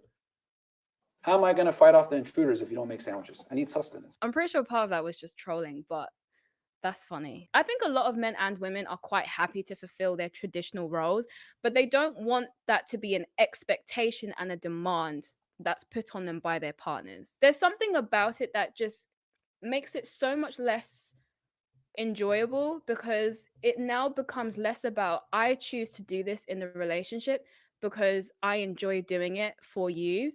And it now becomes a case of it's a chore now because you've now made it an expectation. And also as well, when people talk about these things as though they're expectations, there is a lack of gratitude. You stop being grateful for the fact that your partner cooks you meals. You stop being grateful for the fact that your partner pays for things. You stop being grateful for all of the things that your partner does because you just expect them to do it because that's their role as a man or as a woman. And so you lose the gratitude that you would have when you acknowledge the fact that they don't actually have to do anything, but they choose to do this. Another thing as well that's really silly about the red pill is how they try to compare stereotypically male chores with stereotypically female chores. So they'll say things like, oh, well, I mow the lawn, so therefore you should be cooking. How often do you have to mow the lawn? Like once a month? How often do you need to eat? Every single day? We are not going to compare cooking to mowing the bloody lawn, okay? Come on, sis. Mowing the lawn, taking care of the pool, raking the lawn, cleaning out the gutters. There are tons of blue hat jobs. Rich Cooper calls them blue hat and pink hat jobs. You know what I mean? I have no problem making lunch if she wants to go climb up the ladder and get out, clean the gutters out. I got no problem doing that. I got no problem making breakfast if she wants to get out there and cut the lawn. And you're probably doing that once a week. If you want to stay on top of it, you got to fix the sprinklers. There's tons of stuff that needs to be done. Oil changes on the car, washing the car, cleaning and straightening out the garage. I mean, there's tons of blue hats and pink, blue jobs and pink jobs to go around. With that said, you know what I mean? And Casual Germ's like, yeah, I guess I'm sweating. Y'all can see my sweat. Yeah, it is what it is, bro. I don't know what to tell you. I'm a sweaty dude. But there are tons of jobs to go around, pink jobs, pink hat jobs and blue hat jobs. There are a lot of people out there, mostly women who, they tend to say, oh, I don't like that. Okay. That's fine. If you come across a dude who's like, all right, cool. Well, if no more pink hat jobs, no more blue hat jobs, then you can get out there and mow the lawn. Like you can go out there and fight the alligator. Yes, you got to fight alligators down here sometimes. You can go out there and deal with the snakes. And I'll stay in here and I'll vacuum or I'll sweep or I'll do the dusting or whatever. I'll go grocery shopping. You can change the oil. You know what I mean? It's just one of those kind of things. It is what it is. And I'll watch the kids while you go out there and change the brakes. Like I ain't got no problem with it. You know what I mean? And the guys are like, I don't want to roast you, but you know how to handle these critics. Yeah, man, it is what it is. I'm cool with y'all see how I dress, man. Like when I do the shows, man, I don't really care. When I go out, I'm together. You know what I mean? That's what, yeah. We'll talk about that one day. Because you definitely don't want to be out and about and sweaty as I don't know what, trying to holler at some chicks with the arm, with the, wet underarms and stuff like that. But I don't worry about it too much. I don't worry about it too much at all. Brother Penny's like the Indian company that developed it appears to have been bought out by the Prometheus Foundation. Oh, bro, I didn't know that. That's what's up. I have to look that stuff up. You know what I mean? Yeah, Indians be getting it in. That's the home of the Karma Sutra, bro. I'm with you on that, Casual Journey. They be they gotta do something to stop their population explosion. They ain't worried about not having enough kids in India, put it to you that way. But yeah, man. There are some women who like they get into this feminist thing and they just kind of go too far. And then, later on in life, they look back and they're like, oh man, I screwed up. I let a good guy get away because I bought into this. I can do everything. I can do bad all by myself kind of thing. And it hurts. It doesn't just hurt women, but it hurts society. It hurts men. It's got so many dudes out here. But again, these women, they can always get a guy. They can always get a dude. There are legions of dudes waiting. Women have so many guys in their friend zone. I ain't mad. That's just how the game is played. Right. And then some of these women, they'll shoot their shot upwards and wind up just getting, getting their back blown out or whatever. The guys, run along now, go on home now. Oh, you're not going to date me seriously? Of course not, baby. I can't go with you to the gala. No, absolutely not. You're not Cinderella. You know what I'm saying? You just somebody to smash. Can we stop? Can we please behave? Yeah, but that's it for this video because I think I'm starting to annoy myself.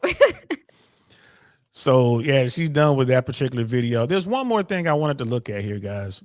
So the Daily Wire, they talked about Red Pill a little bit. And I wanted to talk about their conversation. It was all their heavy hitters. Candace was there and Ben Shapiro was there. And I don't know the names of the rest of the guys, but I recognize them. The one dude from whatever podcast was there. And they are talking about Red Pill.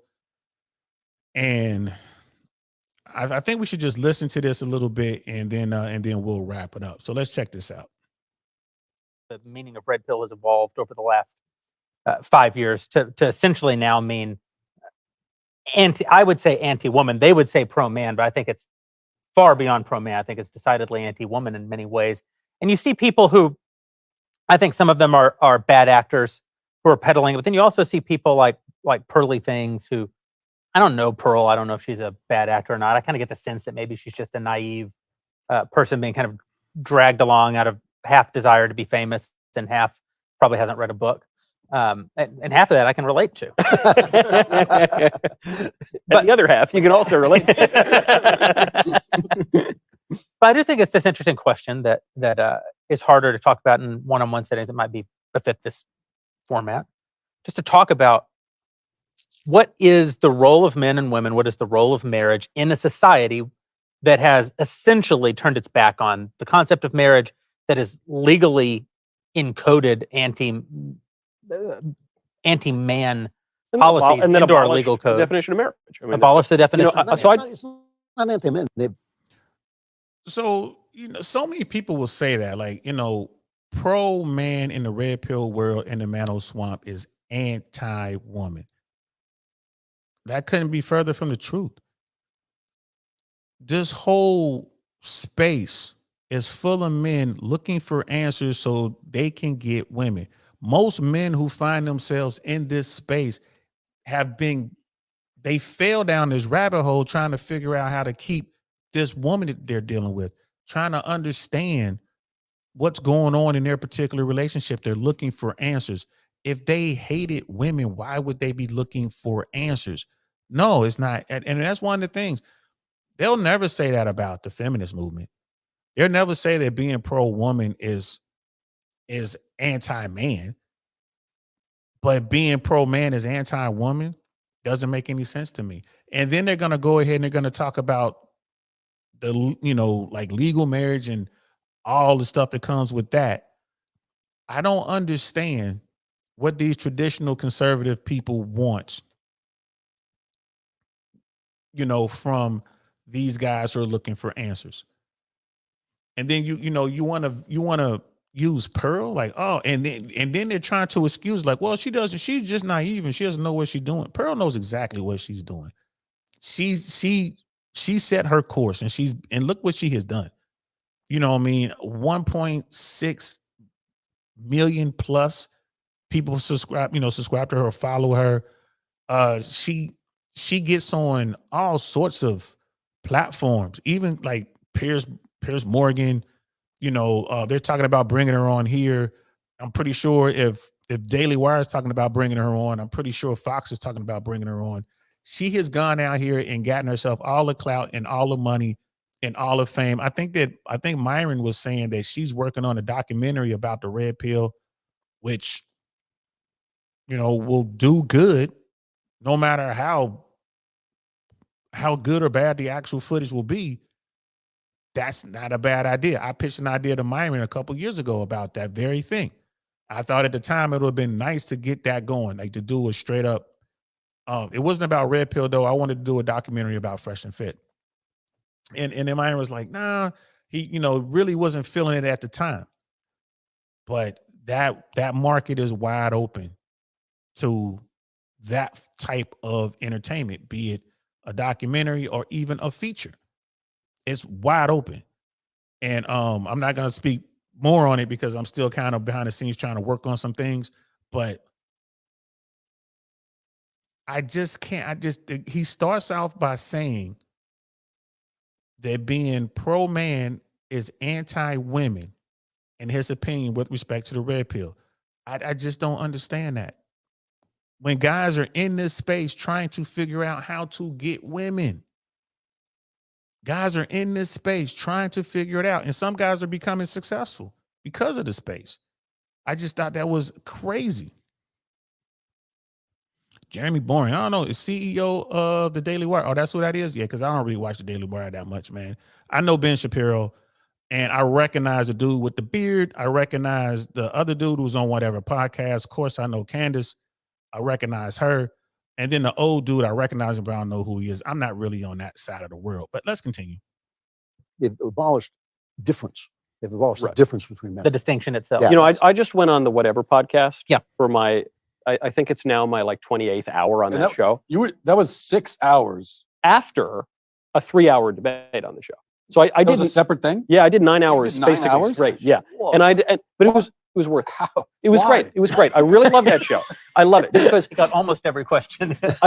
when I did it the first time. You couldn't pay me. You pay me $1 million. I wouldn't. No, I love it because these poor girls, man. The whole thing with that show, which is why it's so funny, is you get. Hold on, I'll pay you $10,000. You're really gonna do it. Yeah, like 11. No, the thing with that show that makes it very funny is that guys go on and they make fun of these girls who have OnlyFans who are like 18 and don't know anything. And then the guys completely destroy them. And then the girls look like dummies. And then the clip goes viral. And I felt it would be wrong to do that. I felt I might get a lot of views, but I might also burn in hell for eternity. And I thought about it for a moment. And then I thought, no, okay, no, I won't do it. And so I went on. And I also have a rule: never give the audience what they want. Yeah, exactly. Never like I went on a great Michael knows discourse story. about the Treaty of Augsburg. Actually. So yeah, he did a lot of talking before he got to the point, but he's about to get to some points now. Before he gets into it, I just wanted to say that like these guys, like right away he's like I'm not blaming these girls. Calls them girls. I'm not. It's these dudes is like it's like women can do no wrong. Women can do no wrong. Women are sugar and spice and everything nice. And I mean, so what? She has sex with 100 guys. I mean, she was experimenting. She was fine. You're saying that these girls, they don't have any education, even though they have degrees. They've gone to some of the finest colleges in the land, but they don't have any education. These are problems right here, bro. These are huge problems. Brother Pitney was like, big conservatives want men to fall on their swords and marry women despite all the drawbacks. The red pill has identified. Facts. That seems to be the case here.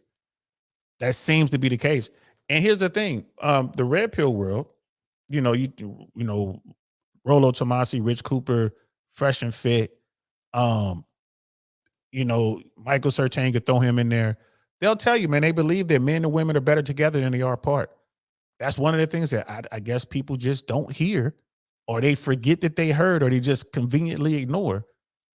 Right? A lot of these spaces are trying to get men to a point where they can get themselves the relationship that they want. That's what's going on. Let me show you how women are moving. Let me show you, why they're moving this way. Let me show you, what you need to do to be seen. There's nothing wrong with all these things. And to say that they hate women, it's just crazy. I am the single one. Cap. What part is Cap, sis? What part? So I go on there and I just felt it's not these girls' fault. All of them have some weird family situation. None of them. We live in a culture that teaches them a ton of lies. They have no education. Even if they went to good schools, they have no education. They don't. So I felt, okay, let's just talk about what's really going on here. And they're victims of feminism, and the red pill guys are victims of feminism. And the irony about the red pill guys, I sympathize with them a lot of ways. The family courts are totally stacked against dudes. The culture promotes divorce and abolished the definition of marriage and blah, blah, blah. But the red pill guys are feminists. Their sense of men and women is basically this. Right. It's just that men and women are interchangeable. Yes. And go around, screw around, you owe nothing to women. If it's good for women, it's good for men. And that's just a lie. The fundamental unit of society is actually not the individual. Right. I love individual rights. It's good to be an individual. The fundamental unit of society is the family. It's men and women together who have a love that becomes so real that you make more people. Well, to have an Adam.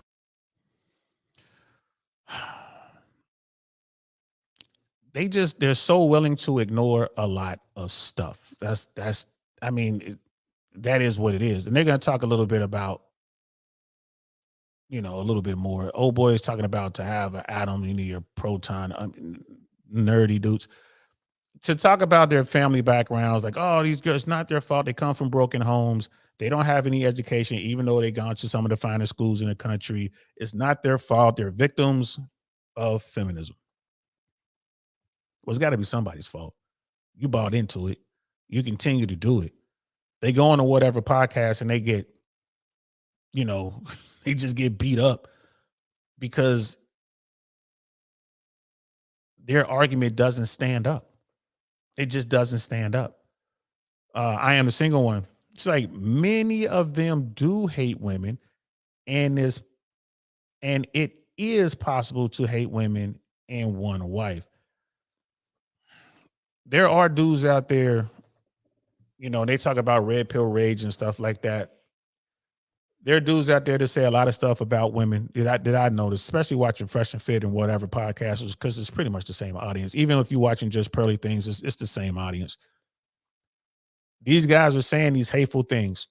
And sis, the reason they're saying these hateful things is because they are invisible. And if it weren't for these platforms, no one would even hear these guys. They're in an echo chamber. Do they hate women? I don't think they do. Maybe. I think I would say the vast majority of them want a woman. And I hear what you're saying. You're like, both can be true at the same time. You can hate a woman and want a wife. I don't know how that works. But I'm not going to push back against it. Okay, both can be true at the same time. But the vast majority of the dudes in the Mano Swamp, they want to be seen and they want to be heard. That's why they'll spend, hundreds of thousands of dollars a month super chatting Fresh and Fit or whatever podcast or just Pearly Things or, you name the show. Because the pretty girl that they know that they can't get in their mind can finally hear them. At least for that moment, which I think is a crazy thing. It's like, hey man, keep that money. Get you a gym membership. Keep that money, invest in yourself, get yourself a nice suit, get yourself some nice clothes, go buy some nice cologne, learn how to engage in conversation. And then guess what? Women they will begin to see you. But that takes work. And a lot of these guys don't want to do the work. But I would say that the vast majority of dudes do not hate women. They're frustrated because, they're 22 years old and they've never been with a woman. They've never held a woman's hand. They've never had a hug. I talked about that on this platform. There are dudes out there that have never been hugged by a girl, man. Imagine that. Imagine that. They just sit back and, there's a lot of jealousy there and frustration. And they're, you know what I'm saying? This is how they act out. It is what it is. But there are guys, I say about 20, 25% of those dudes are actually doing the work and they turn it around and they get the woman that they want or a woman. You know what I mean? Brother Pitney, hating women while wanting a wife, I don't think that's a thing. I don't know, sis, that the hatred of women part, I think that's strong language. I think that there's a fringe of men who hate women. I think there's a fringe of women who hate men. I think the vast majority are out there trying to, get the opposite sex. They want the husband, they want the wife.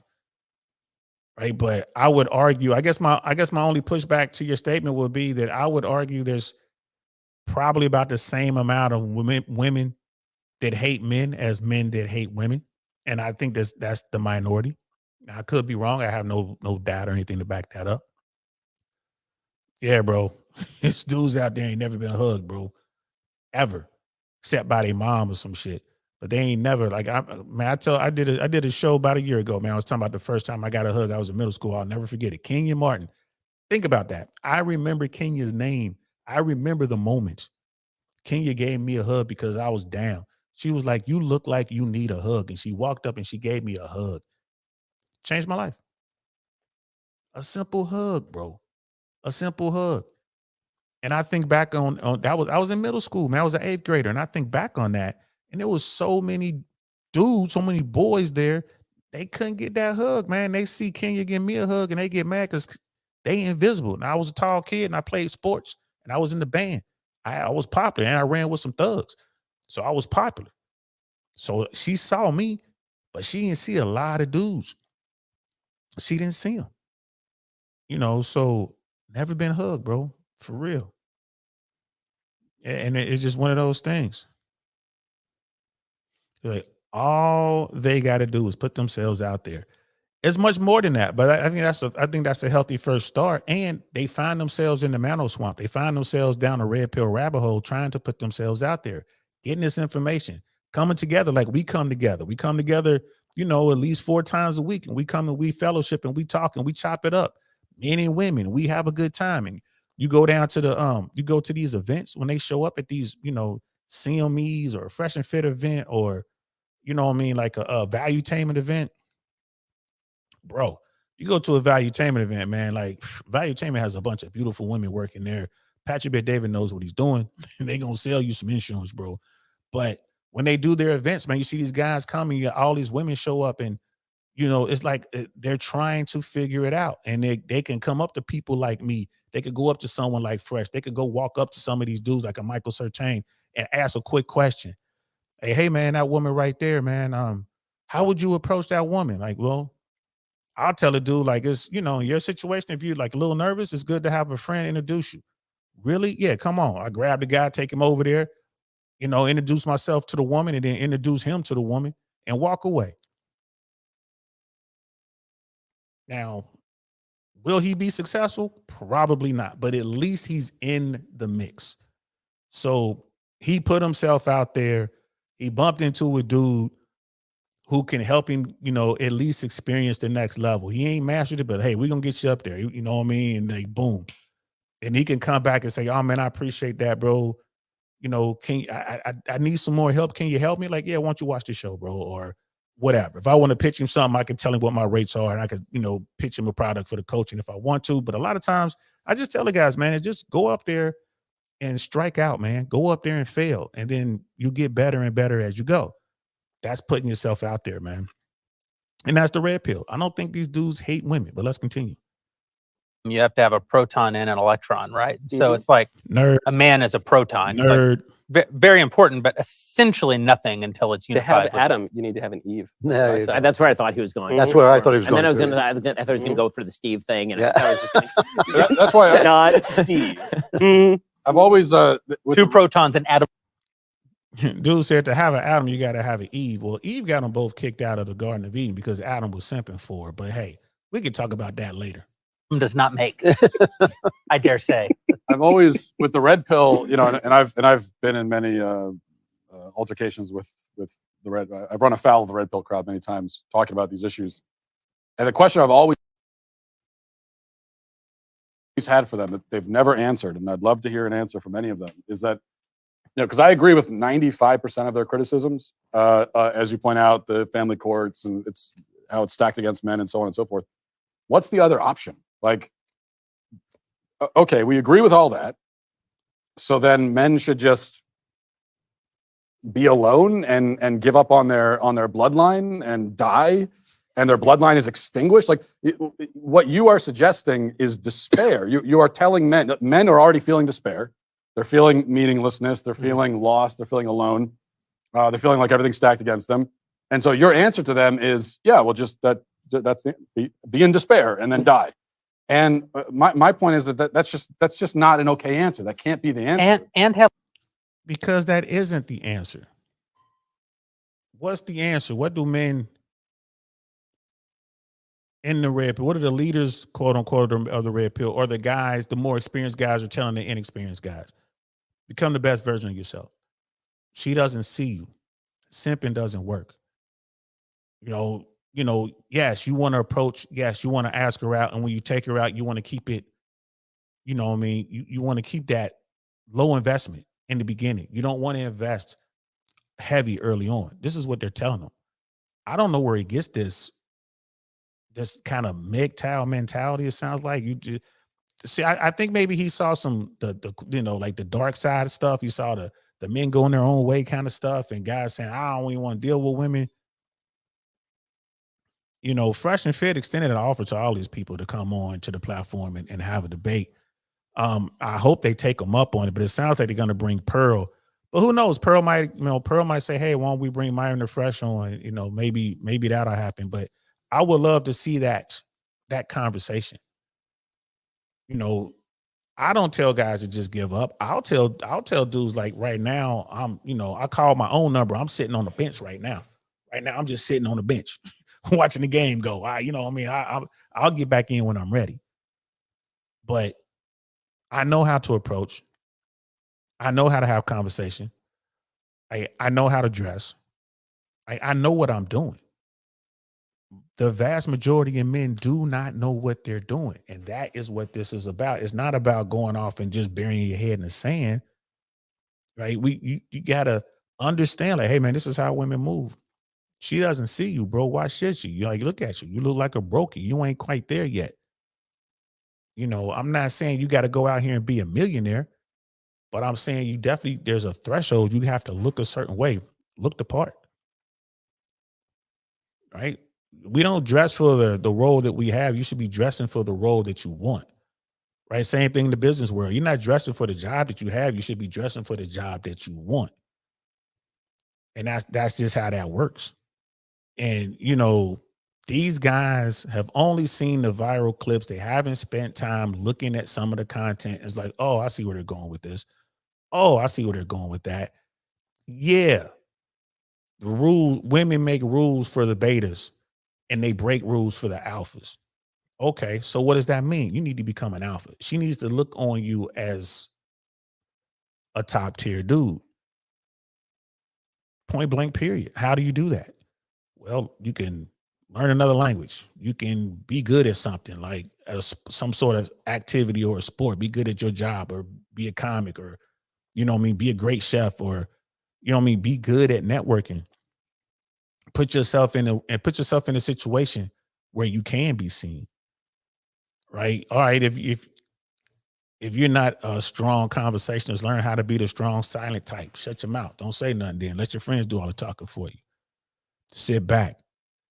Don't dump a bunch of money into these women. You can't buy what you're looking for. Don't lead with your wallet. If you lead with your wallet, you're going to get what you get. This is the kind of stuff you learn from the red pill. If you pay attention. You know, if you pay attention, that's just how it is. You know what I mean, Brother Pitney? Food for thought. Simping led to the original sin. Ooh, you might be onto something there, bro. And he continues, I hope Pearl doesn't take on the task of debating these guys. She barely held her ground against Hafiz. Yeah, it's true. She's not a very skilled debater. Nah, she is extremely naive, bro. Like I said, I met with her. I spoke to her. This was at Donovan Sharp's VIP party when he was in Miami doing CME. And I had a lot of questions for her. Like, you know, Pearl, you need to explain to me what you meant by this slavery wasn't bad shit. Like, seriously. I mean, and she got real nervous. I'm like, calm down, love. It's not average, you know, adversarial. I just want to know where are you getting this? You know what I mean? As a young woman who came up on the correct side of the tracks, like, you definitely come from privilege, right? She's like, well, yeah. What do you know about suffering? And lucky for her, something happened and I had to walk away to put out a fire. And when I came back, she had scuttled off. Like, she stood there, she was ready to have a conversation. She was doing her best to stand her ground, so to speak. But I was like, you couldn't be more off on that statement. Like, slavery wasn't that bad. Are you high? But I wanted to know where that came from. I wanted her to tell me what she was thinking. And in her attempts to tell me what she was thinking, I could tell, like, yeah, she's very naive. She's very young. She's tall and all that, but she's young. Like, it's, you know, it shined through. I'm like, all right. So now she wouldn't be able to have a debate with these guys. I mean, if they're gonna sit her down with someone, sit her down with Candace. I think Candace a destroyer. I think that'll be fun to watch. But we'll see. Well, we shall see. The Daily Wire people, apparently Pearl has friends within the Daily Wire. So that's how they even know about her, I think. They're just, oh, this is her stuff and this is the viral stuff. And that led to some maybe a couple, probably all whatever stuff. So between whatever podcast and Pearl is probably all they're seeing. They might have had the occasional fresh and fit clip, but I doubt it. I think it's all whatever podcast and Pearl.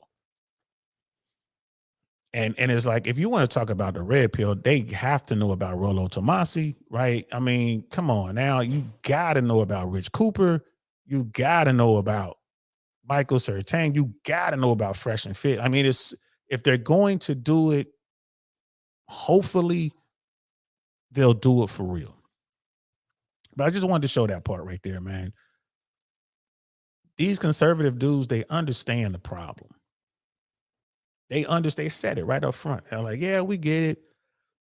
Men get wrecked with the laws here in America, and they know the divorce rates, they know the numbers, they know what's going on.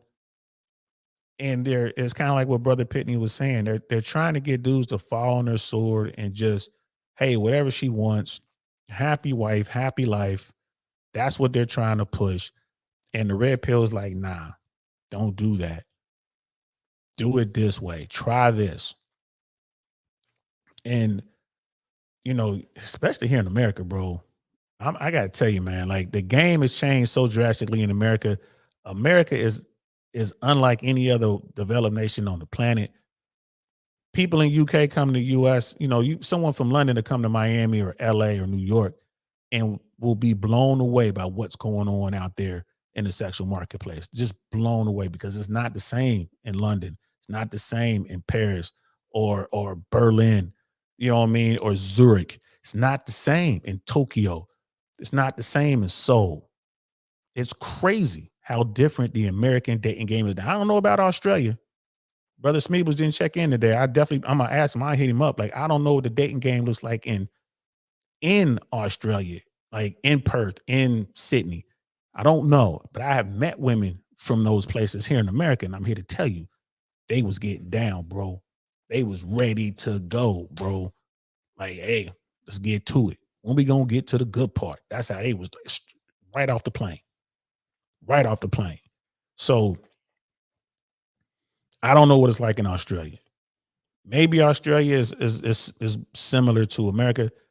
Canada, you know, I know down in Mexico City, you know what I mean, like down in Tijuana and places like that, it's not like America at all.